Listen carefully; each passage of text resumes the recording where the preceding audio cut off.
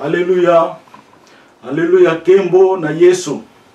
Bon, bandeko na ngai na kombo na Yesu Kristo Masia. To monani lisusu lelo na date ya le 1er janvier 2019. Oyo ezali mbula ya bilaka. Ezali mbula oyo eza na promesse. Eza mbula oyo tokorate yango te. Ndenge tokuti na 2018. Mais puissance ya Nzambe na royaume ya David et ce qui kitaki na 2018 vers la fin. À partir du mois d'octobre, Oyazoso Nabino Azali le roi Élie, le roi du Congo, au nom de Jésus. Bon, toko présenter nano ndenge to bandi mbula ya sika esengeli to tela mabiso to sangane sika moko moto nyonso to a prier, moto nyonso to alela na Nzambe, Nzambe sa a libéré mboka na biso eloko tikali ezali en plein d'œil ya Nzambe ekokisama. Donc Nzamba kosala likambo oyo eza na pensée ya mutu te. Oyo eza na lolenge na ye po Nzamba sala makambo ya surprendre bana na ye po ngaka bango mingi. Toko sala un peu de présentation pour na mukolo lelo. Au nom de Jésus, mes chers compatriotes et à tous les peuples du royaume Israël Congo. Je suis heureux de m'adresser à vous pour vous présenter mes vœux les meilleurs à cette nouvelle année 2019. J'associe mes prières aux vôtres et que l'Éternel, notre Seigneur Jésus-Christ, vous exauce, vous comble de sa paix et vous accorde ses bienfaits. À tous les peuples du royaume Israël-Congo, royaume royal de Jésus-Christ, je réitère ma gratitude au nom du royaume pour les efforts que vous avez fournis et l'amour que vous avez démontré pour la réussite de l'événement qui eut lieu le 5 octobre 2018 à Bruxelles. En cette date, nous avons arraché le pouvoir de la Belgique. Me fait à tous ceux qui s'engagent et participent à l'élévation du royaume de David sur la terre au Congo. Nous rappelons que le 8 janvier, la date à laquelle nous, Christiciens, célébrons la naissance de notre Seigneur Jésus-Christ. Mon souhait est que tous les peuples du royaume Israël-Congo, royaume royal de Jésus-Christ, cultivent l'amour de Dieu et l'obéissance en sa parole. Mes meilleurs vœux de bonne santé, de bien-être et de réussite dans un royaume Congo. Mes meilleurs vœux de bonne santé, de bien-être et de réussite dans un royaume Congo, uni, fort, prospère et solidaire. Gloire à Jésus-Christ. Nako tokotanga lisusu verset moko eza na kati ya parole de la vérité oyo ezali tokende na yango kuna oyo ezali na kati ya bienveillance na biso. Au nom de Jésus-Christ, les ennemis de l'Éternel trembleront du haut des cieux. Il lancera sur eux son tonnerre. L'Éternel jugera les extrémités de la terre. Il donnera la puissance à son roi et il relèvera la force. Il relèvera la force de son oint. 1 Samuel 2:10. Je suis Élie Nzeza, le roi du Congo. Au nom de Jésus. Tokotanga na makomami oyo tolingi to partager sur la parole de bonne nouvelle. Tolingi to yeba oyo azakoloba azali nani vraiment. Oyo azakoloba azali penza nani. Bon, ce bazo tout la question qui est-il? Yozali nani? na eza kopesa détail moke na ndenge nzambe azopesa biso prophétie azopesa biso la parole azopesa biso liloba oyo ezali bénédiction ndenge nzambe alobaka na ngai lere nyonso eli natondisi bénédiction na kati ya monoko na yo mpona otémoigne ngai na baye oyo balingaka ngai. À l'heure actuelle nzambe esakokisa deja makambo nyonso, nzambe esasilisi deja etikali accomplissement soki ozalaki koyoka te lere yango yesu aya kopesa biso chance. Soki ozalaki ya kokufa ntango yango yesu aya kopesa yo chance olongwa na liwa. Soki ozalaki na prison ntango yango oyo yesu aya kopesa biso chance kobima na ténébrité ya prisonnement. Yango na nde tozoloba likambo oyo nzambe asalaka na oyo ye apuni oyo ye alingi. Mutu moko te akoki kochange position ya nzambe atanga nayebaki te ndenge nzambe asali na kati na ngai, ata nayebaki te ndenge nzambe asali na kati ya Kongo lelo oyo elingi emona na mokili mobimba. Mpo tokende tante pase lelo elaki aka tosouhaite bino bonne année, bonne année, bonne année, alléluia. Bino nyonso peuple congolais, bakoko na biso, bonne année, bana na so ba mama ba papa. Bonne année, bonne année, bonne année, bonne année. Kembo na Yesu, to célébrer yango. To bosa na te na kati mitema na biso. Le 8 janvier, eza mukolo photo remercier Seigneur. Eza ya solo, nzamba lobaka ya solo. Biso ba congolais tozo ndima makambo te parce que congolais lukuta eleki na kati mitema.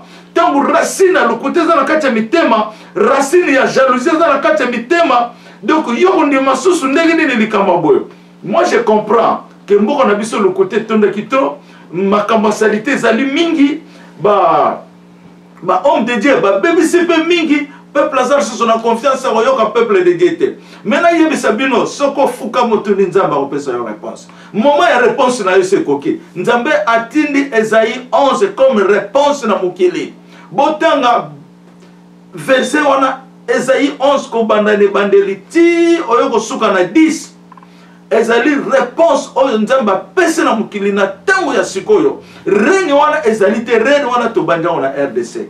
Bon tozotanga na kombo na Yesu oyo ezali révélation na zwa ki yango depuis 2017, c'était le lundi le 10 avril 2017 vers 22h30.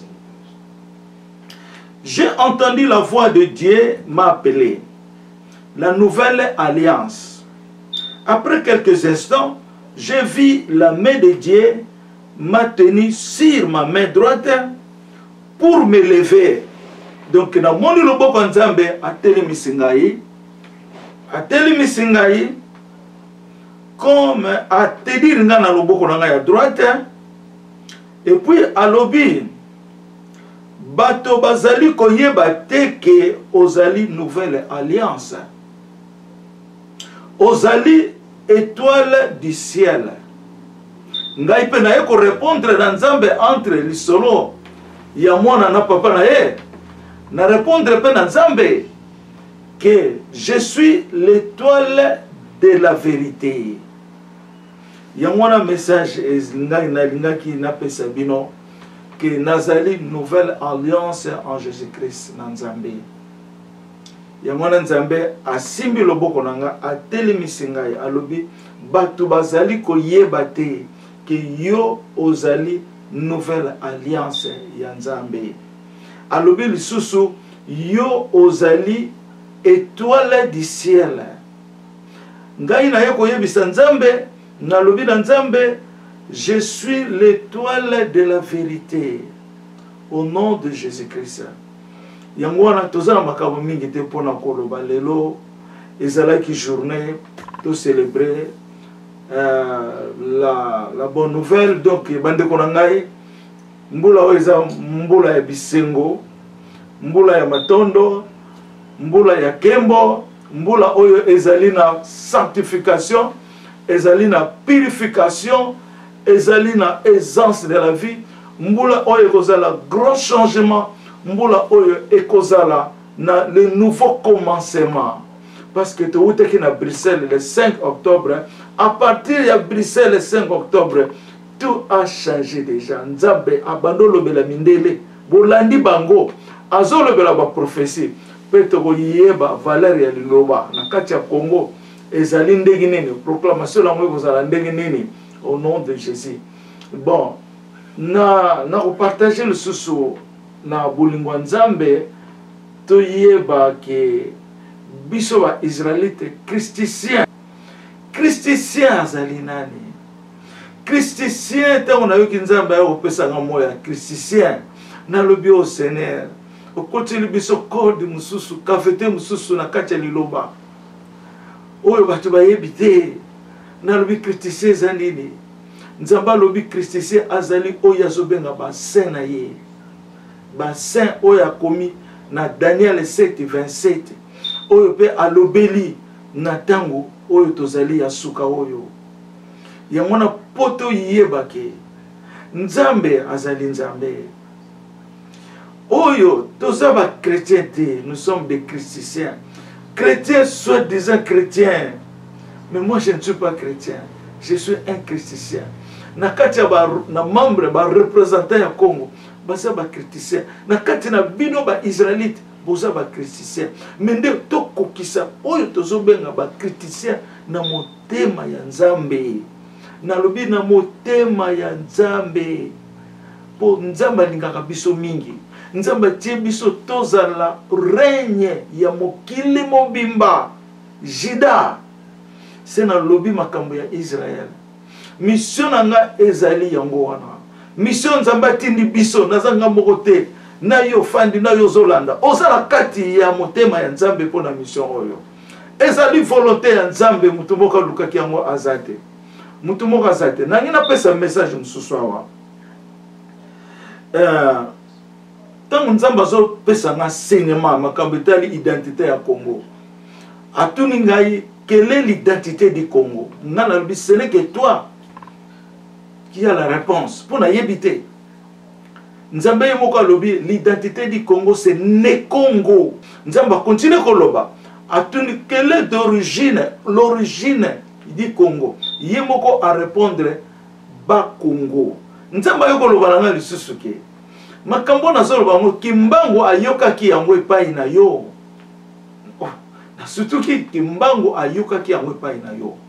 Nzamba yoko loba nga lisusu message msusu oyo ezali pona yebisa bino ngai naza nani.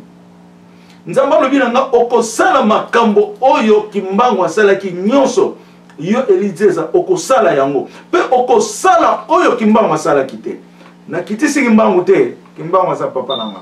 Kimbango aza lumière. On Nzamba tie na Congo. Lumière comme fondation ya Congo. Donc Congolais nyoso falanda maloba oya solo na lobi o batu ba compliquer na kombo kokosa la kimbango te. Mais oyo kimbango lobi na nenga vérité. Donc kimbango aza lumière. Ngai nde eli na ye deuxième kimbango pona kosukisa. Eza pona nécessaire te na zo kombo kimbango non.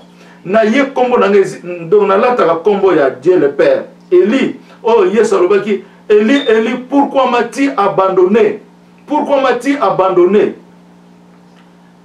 Nazana kombo ya Eli, nazana kombo ya David, nazana kombo ya Emmanuel. Eza ba kombo misato o nazana ona kati na ngai. O Nzamba benga ka ngai.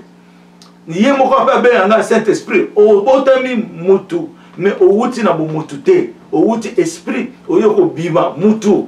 Na fanda kaboy nazomona mundela za pembeni na ngai yao nazana telefone mundela na pela ti kilote soki nazana kati nda kuna chambre na ngana ba kilote nga ya eza normal mundela na pe akolata kilote soki na simbi telefone ye paza na pembeni na nga simbi telefone ngabi komo yo bimisa nga double bonzambe nzalobi mais mundela wana eza yo moko mundela wana eza yo moko osomona donc eza mystère ya mona comme nazoloba mystère ya Nzambe mutu moko ko comprendre ngote. Jésus est trop mystère.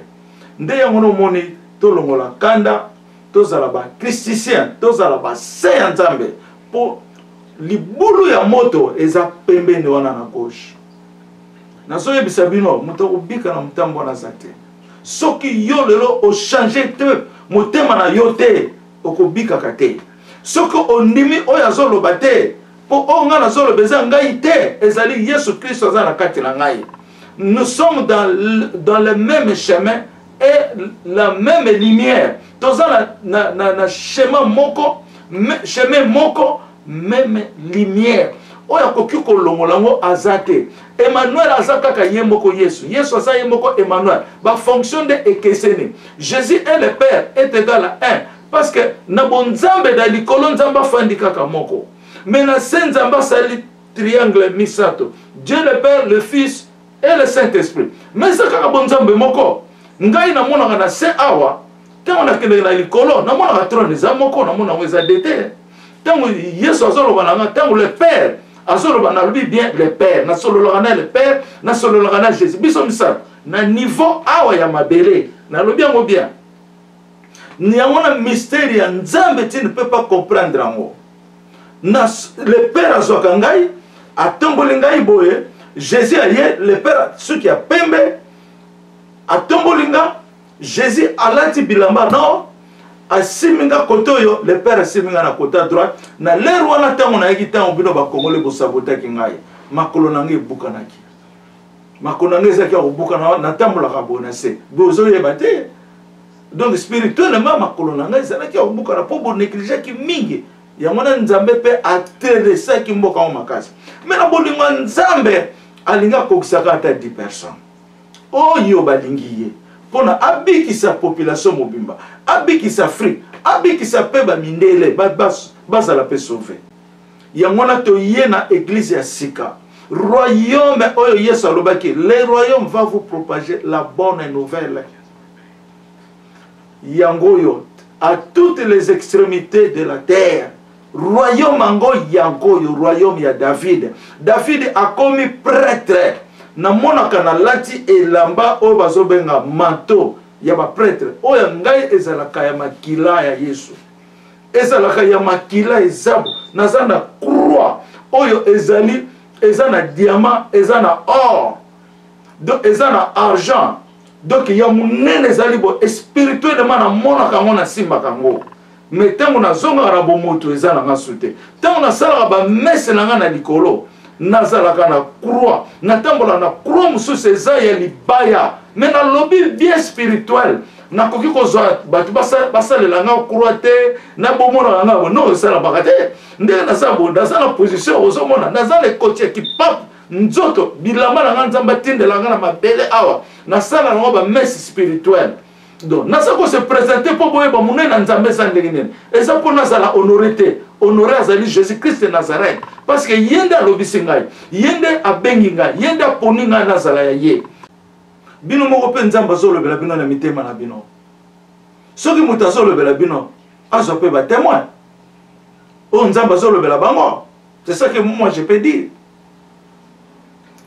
Bon toza na ta mingi te ya koloba mingi lelo ezalaki mokolo to continuer kosambela bokonzi yango okoma ndenge nini Nzambe sa ayebisaki yango déjà ekozala en un clin d'œil oyo mutu mokolo ayebi te mais toza na patience eza kala mingi te tolobi année 2019 ezali année de succès année ya joie tokosepela mingi eloko Nzambe alinga sala bokosepela mingi bokosepela makasi pe oyo Nzambe azosala ezali ke mutu nyonso na le 4 koya mokili akoyeba ke Nzambe nde mutu asali yango ekozala minduki ya bato te ekowuta toujours par la parole ndenge Nzambe atia ngai epe na ye atia ngai justice na ye soki ngai nalobi Eli yo loba ekokisami soki ngai nalobi arraché ekokisami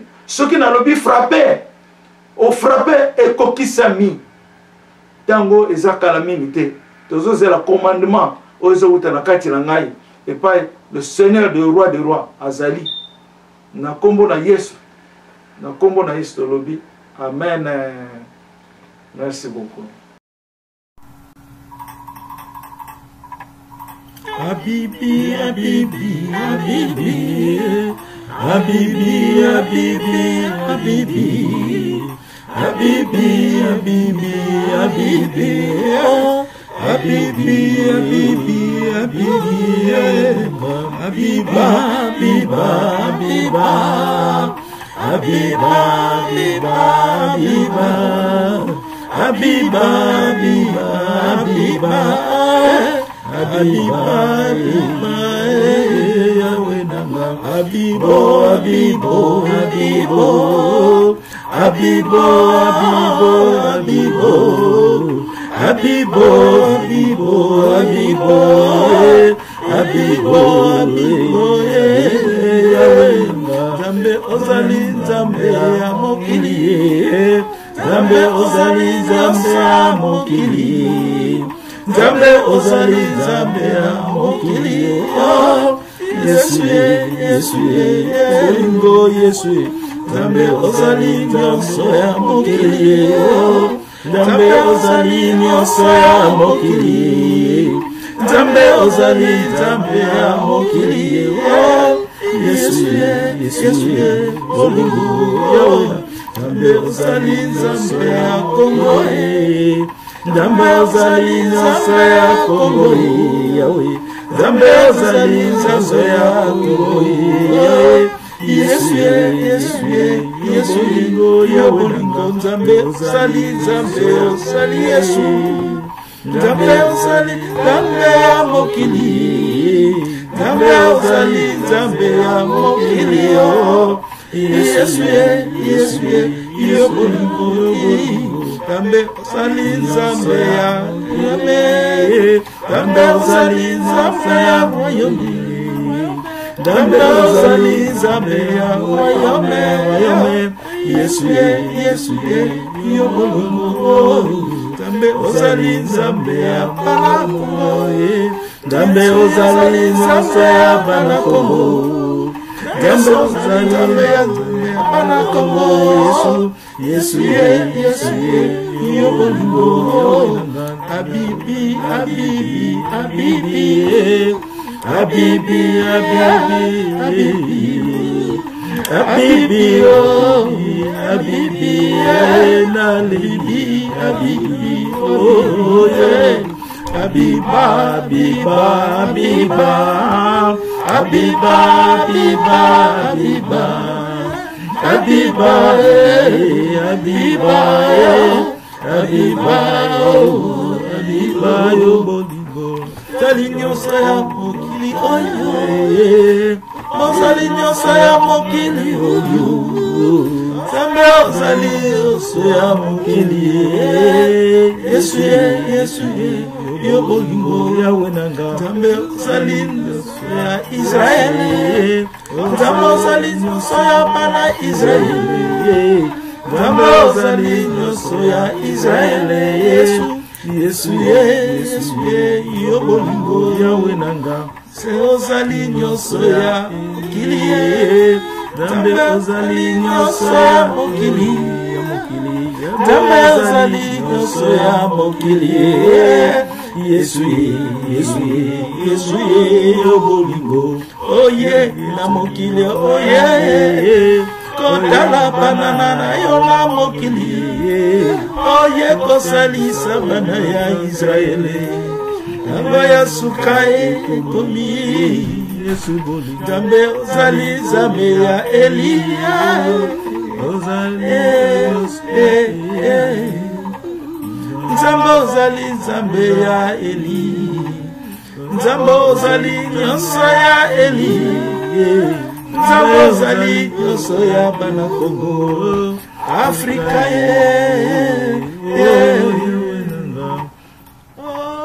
bolingo.